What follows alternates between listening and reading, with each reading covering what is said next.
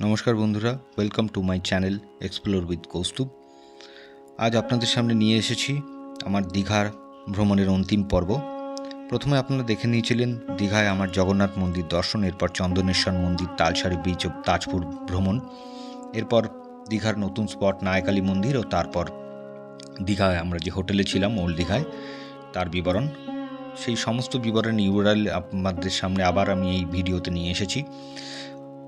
8 June আমরা সন্ধেবেলা চলে এসেছিলাম ঢেউসাগর পার্কে, যেটা কিনা নিউ দীঘাতে, জাহাজ বাড়ির ঠিক পেছনের দিকে।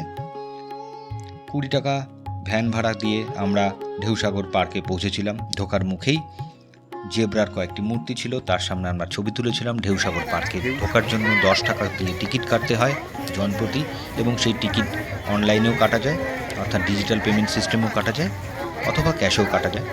দুটো আলাদা আলাদা কাউন্টার। 10 টাকা দিয়ে টিকিট কেটে আমরা ঢুকেছিলাম ঢেউসাগর পার্কে। ঢেউসাগর পার্কটা খুবই আলোকসজ্জিত, খুবই সুন্দর করে সাজানো। ভেতরে রয়েছে বেশ কিছু রাইড, তার মধ্যে একটা প্লে হাউস ছিল। সেই প্লে হাউসে বাচ্চাদের বিভিন্ন ধরনের গেমের আয়োজন ছিল। টিকিট কেটে ওখানে আপনারা আপনাদের সুবিধে মতো, ইচ্ছে মতো গেমে অংশগ্রহণ করতে পারেন। এছাড়া ছিল টয় ট্রেন। 50 টাকার টিকিটের বিনিময়ে আমরা সেই টয় ট্রেন চড়েছিলাম। খুবই সুন্দর অভিজ্ঞতা। এই টয় ট্রেন চড়ার মেন কারণ ছিল এই টয় ট্রেনে চড়ে আমরা সম্পূর্ণ ঢেউসাগর পার্কটা একবারে ঘুরে এসেছিলাম এবং বুঝে গেছিলাম কী কী আর দেখার জিনিস আছে। সেই মতো আমরা টয় ট্রেন থেকে নেমে পায়ে হেঁটে ঢেউসাগর পার্কের বিভিন্ন অংশ ঘুরে দেখেছিলাম। এই টয় ট্রেনে মোটামুটি 5 থেকে 7 মিনিট লাগে সম্পূর্ণ ঢেউসাগর পার্কটা ঘুরে আসতে।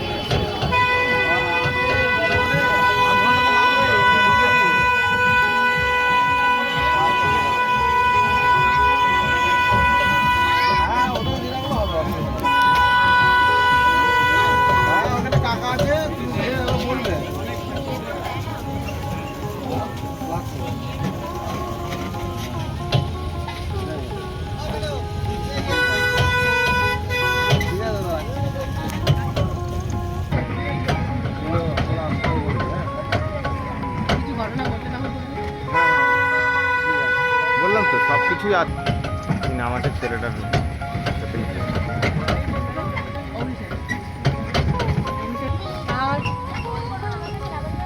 কিছু না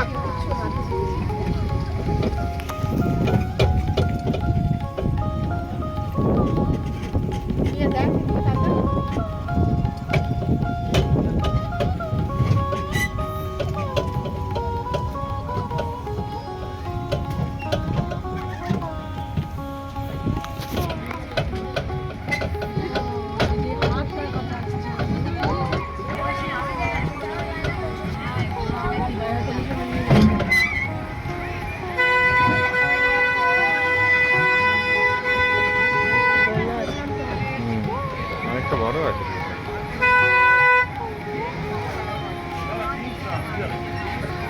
ছোট বাচ্চা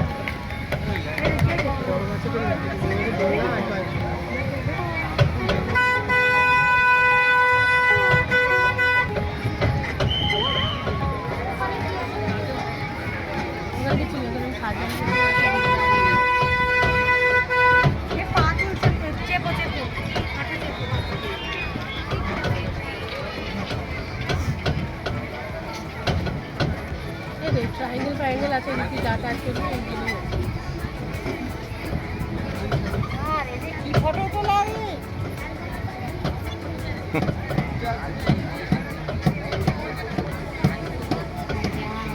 টয় ট্রেন চড়া শেষ হলে এরপর আমরা পায়ে হেঁটে ঢেউসাগর পার্কের আরেকটা অংশে যাচ্ছিলাম।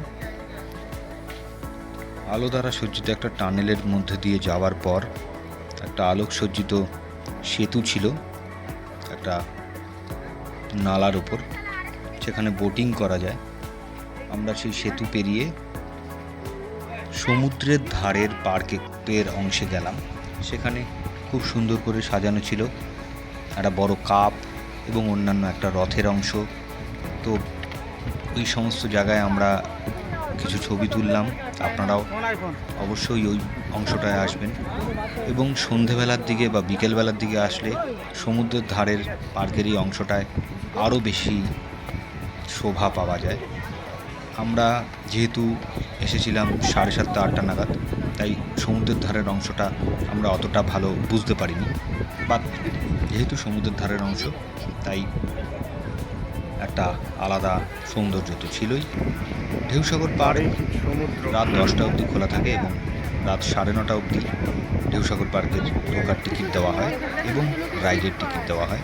তাই অবশ্যই সন্ধ্যের দিকে আসার চেষ্টা করবেন বা বিকেলের দিকে আসার চেষ্টা করবেন, তাহলে ঢেউসাগর পার্কের সমুদ্রের দর্শনটাও করতে পারবেন এবং আলোকের যে সাজানো ঢেউসাগর পার্কের যে আলোকসজ্জা সেটাও আপনারা দেখতে পাবেন।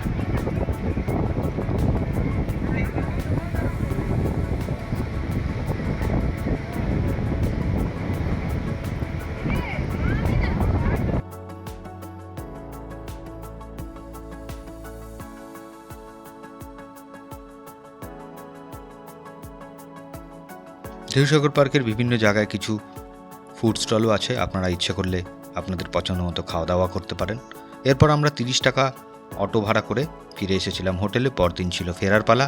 সকালবেলা উঠে একটু সমুদ্র দর্শন করে আমি চলে গেছিলাম সামনের যে জগন্নাথ মন্দির সেখানে, যেটা কিনা আদি জগন্নাথ মন্দির।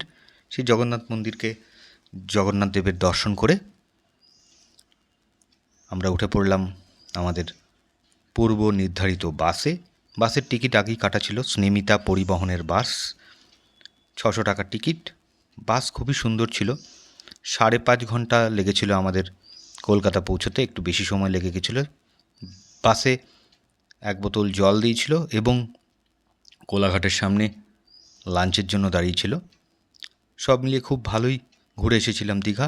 চ্যানেলটি ভালো লাগলে অবশ্যই সাবস্ক্রাইব করবেন। ভালো থাকবেন। Thank you.